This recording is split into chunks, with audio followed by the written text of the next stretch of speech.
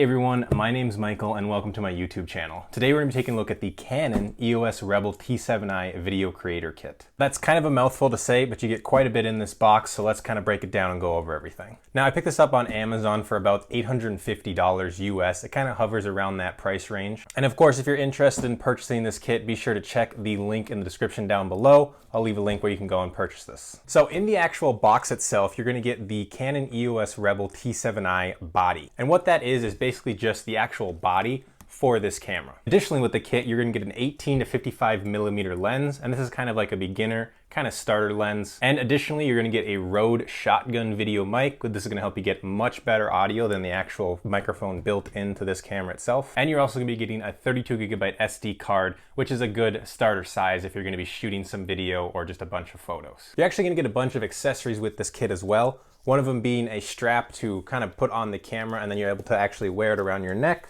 kind of just like that. So if you're shooting a wedding or if you're outdoor hiking or something, taking photographs or videos, it's nice to have the strap. Now you'll also be getting a battery and charging kit as well.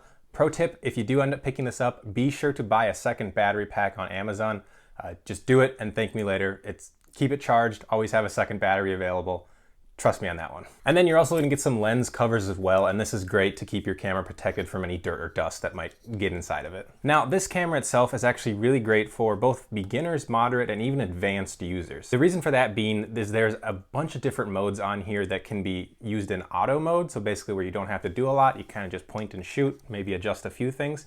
But then it also allows many different manual modes, including a full manual mode, which you can control everything from the aperture to the exposure, the ISO, basically anything you can think of. One of the things I really like about it is it actually has a video mode built into it. So you can get to the video mode by just flipping the switch on to on and then all the way up into the actual video mode itself. Now, once you're in that mode, this DSLR features autofocus on it actually. That means you can easily kind of track your face and whatever subject you're trying to get in focus when you're filming video. The other thing that it features is a touchscreen flip out LCD screen. Now this is really good if you're going to be filming yourself, obviously, because it has the flip screen here. You can actually flip it towards you and then you'll be able to see if you're in frame. It does feature touch controls as well, so you can tap to autofocus things, you can tap and change some settings around.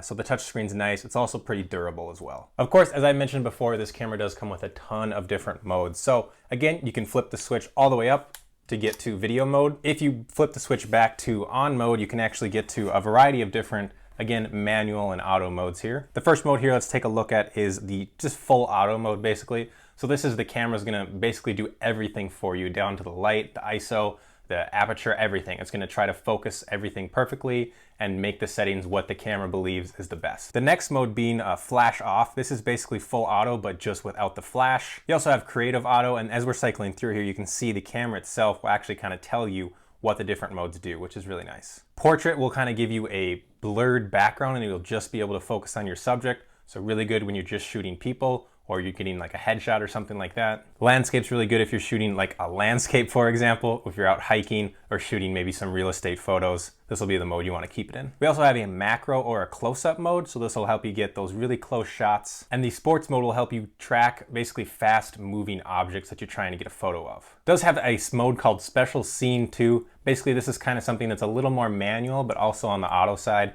you'll be able to pick a scene and the camera will kind of adjust and make adjustments as needed where it sees best. This one I would encourage you to research a little more if you're interested in it. I'm not going to dive into it too much in this overview video. Creative filters is another one that you'd probably want to research a little more, but it is an option on here basically to have different filters, kind of like Instagram would have. So then after we get into all those auto modes, then we get into some of the manual modes. The first one being here, M. Now this is full manual, so you're going to be doing everything on your own. You're going to be adjusting the aperture, the ISO, pretty much everything.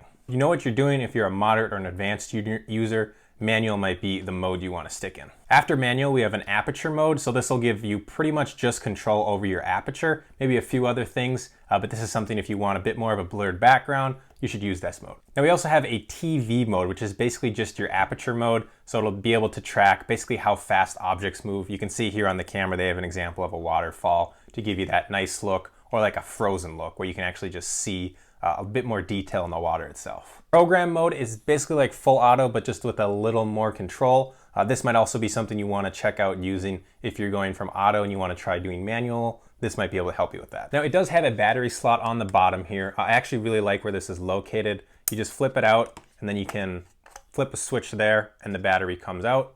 Once you want it back in, you just push it in and push the cover closed. Really simple, really easy to do. One of the reasons I like this though is because it's not really intrusive of where you can put a tripod head on basically. So I can actually have this on a tripod and still change out the battery without having to take it off of the tripod itself. Of course, you have a spot here for the SD card too. To get that, you just flip it out and then you can put the SD card in there just like that.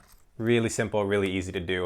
Wi-Fi is also built into this thing, Wi-Fi and Bluetooth. So if you're out and about and you take a few pictures and then you want to transfer it to your phone or your computer, you can do that through an app just by connecting to this thing via Bluetooth or via Wi-Fi. This does shoot at 1080p, 24 frames per second, 34 frames per second, and 60 frames per second. If you want 4K, you might have to look at the T7i. This will not do 4K. Now let's talk a bit more about the lens itself. To actually get the lens on and off, there's a button here that you're just gonna wanna push and then just twist. As you can actually see, there are these white and red dots on there to kind of help you line it up. So if you wanna put it back on, you look for the white dot on the lens itself, look for the white dot on the body, line it up, and then twist until you hear a click. So let's talk about the lens that you actually get in this kit. Again, this is a really good beginner lens, 18 to 55 millimeters. So you'll be able to get a little bit of a wider shot at 18 millimeters and then zoom in on your subject at 14 millimeters. You can see here as I'm adjusting the zoom, it does have a bit of a movement on the lens itself.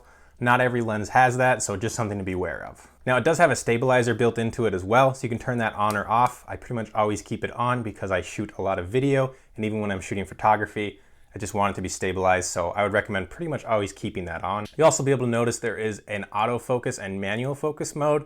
This you can kind of toggle between two depending on what you're comfortable with. If you're shooting video, I usually leave it at auto. One of the really nice things about this is with the touchscreen, if you're shooting video, you can actually just tap on the object you want it to autofocus on, and it'll focus on that object, and sometimes depending on the depth that the objects are at, it might blur out some other ones. It's actually a really cool effect. The other thing they thought about while they were designing this kit lens is making sure that it's quiet. So there are certain lenses, especially with DSLRs, where they'll actually make noise while autofocusing. This one does not really do that. And then of course, to help with that noise, they did include the RODE shotgun mic. So this is something that it's not gonna be the best mic in the world. It's gonna be much better than the actual internal mic itself on the Canon T7i. They also made this very easy to set up. You simply just put it on the mounting point here, and then you just want to screw it down so that it's nice and tight and not going to go anywhere. From there, there's some more compartments, I guess you could say, with some doors covering it.